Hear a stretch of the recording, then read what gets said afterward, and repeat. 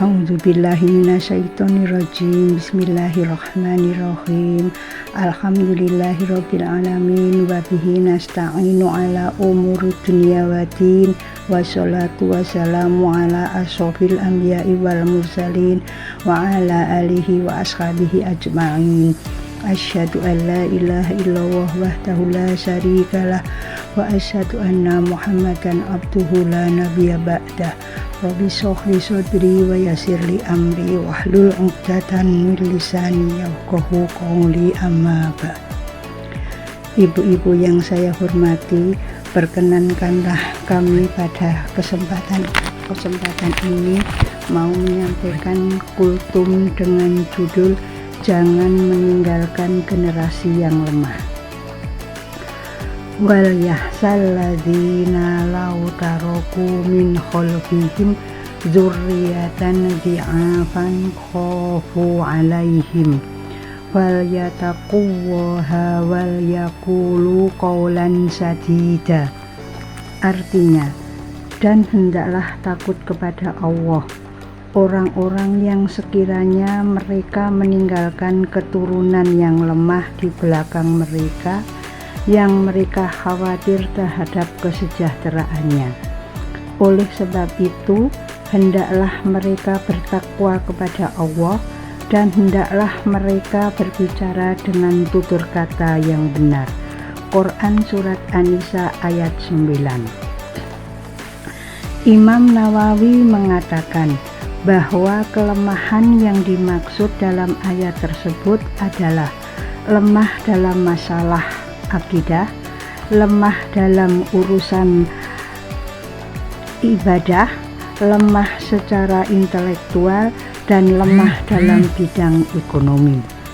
Menyikapi ayat tersebut, paling tidak ada 4 langkah yang harus kita upayakan.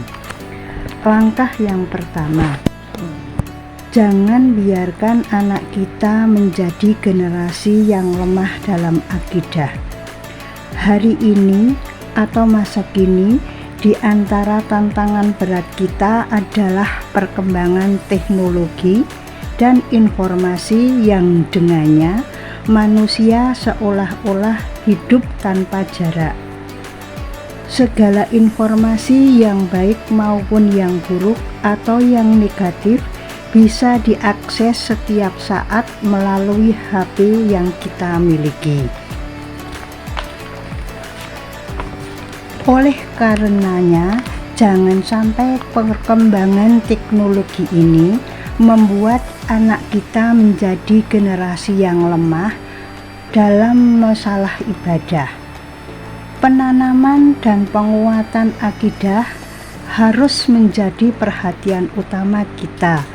Hal ini dicontohkan dalam Al-Quran melalui kisah Luqmanul Hakim.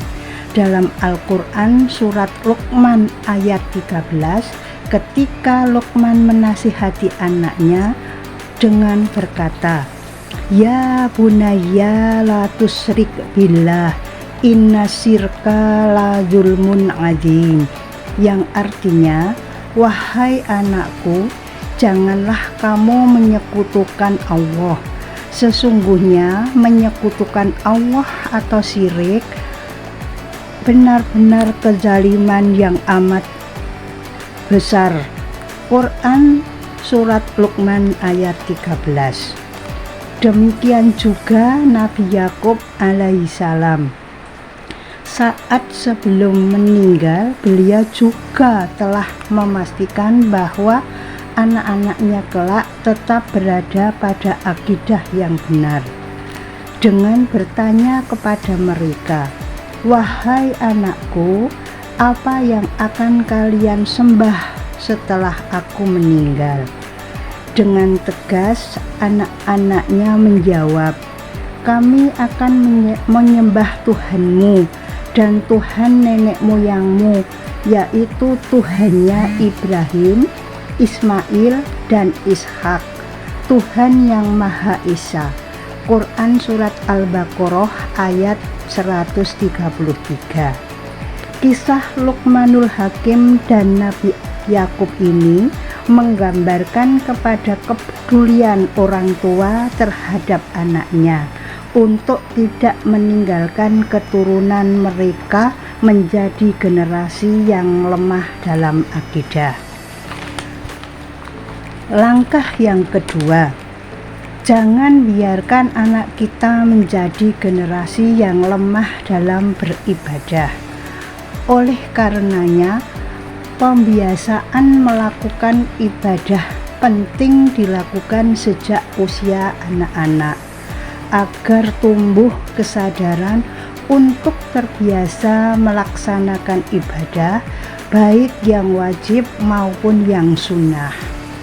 Saat ini banyak sekali anak-anak muda yang meremehkan ibadah, terutama sholat 5 waktu. Sungguh ironi jika anak-anak yang lahir dari keluarga muslim tidak pernah melaksanakan sholat, bahkan tidak tahu caranya sholat, atau bahkan tidak bisa menghafalkan doa-doanya.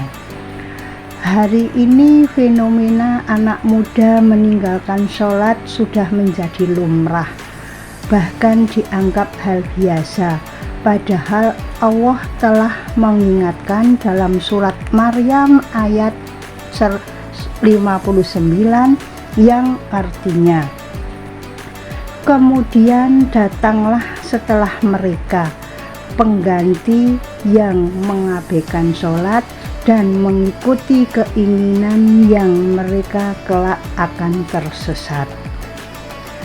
Untuk itu, sebagai orang tua, kita harus cermat mendidik, membimbing, dan memberikan keteladanan dalam ibadah, khususnya sholat 5 waktu. Karena sholat adalah tiang agama. Siapa yang menunaikannya, maka ia telah menegakkan agama, dan siapa yang meninggalkannya berarti telah merobohkan dan menghancurkan agama. Langkah yang ketiga, janganlah biarkan anak-anak kita menjadi generasi yang lemah dalam ilmu. Untuk itu, sebagai orang tua, kita harus memotivasi anak agar bersemangat dalam menuntut ilmu, serta memilih institusi pendidikan yang baik bagi mereka. Tidak dapat dipungkiri bahwa orang yang miskin ilmu biasanya kurang mampu bertahan dalam mengarungi kehidupan. Kesuksesan dunia menuntut kecakapan, keterampilan dari ilmu pengetahuan. Demikian juga kesuksesan akhirat dibutuhkan ilmu dan pemahaman terhadap norma dan syariat yang dapat menuntun kepada jalan Allah yang dikehendaki. Hadis Rasulullah yang berbunyi, man aradad dunya fa'alaihi bil ilmi wa man aradal akhirata fa'alaihi bil ilmi wa man aradahuma fa'alaihi bil ilmi. Artinya, barang siapa yang ingin bahagia di dunia, maka hendaklah ia berilmu. Barang siapa yang ingin sukses di akhirat, maka hendaklah ia berilmu.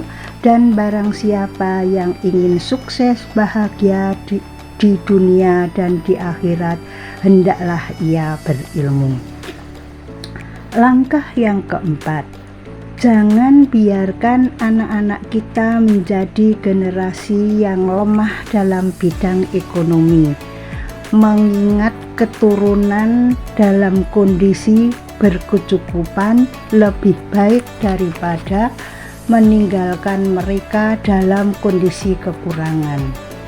Prinsip ini penting untuk kita pegangi agar anak-anak kita tidak menjadi generasi peminta-minta dan menjadi beban bagi orang di sekitarnya.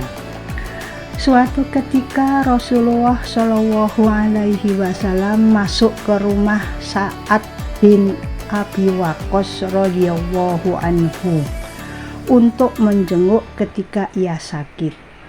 Maka Sa'ad bertanya, "Wahai Rasulullah, sesungguhnya aku punya banyak harta, sedangkan pewarisku hanya seorang anak perempuan.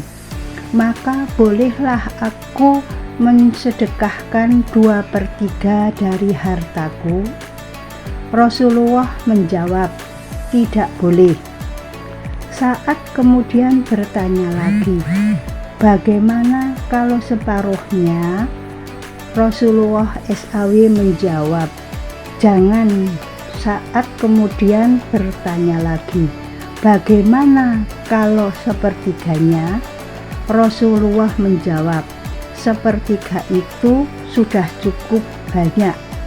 Kemudian Rasulullah Shallallahu Alaihi Wasallam bersabda yang artinya, "Sesungguhnya jika kamu meninggalkan ahli warismu dalam keadaan berkecukupan, itu lebih baik daripada kamu meninggalkan mereka dalam keadaan miskin dan meminta-minta kepada orang lain." Hadis riwayat muttafaq alaih. Dengan membekali anak keturunan kita 4 hal tadi, penguatan ibadah, pembiasaan ibadah, membekali ilmu, dan membekali ekonomi, kita berharap kita tidak meninggalkan generasi yang lemah. Marilah kita berikhtiar mengupayakannya dan bersama-sama berdoa semoga anak-anak kita semuanya berkiprah dalam dakwah, menyebarkan kemuliaan nilai-nilai Islam menjadi rahmat seluruh alam.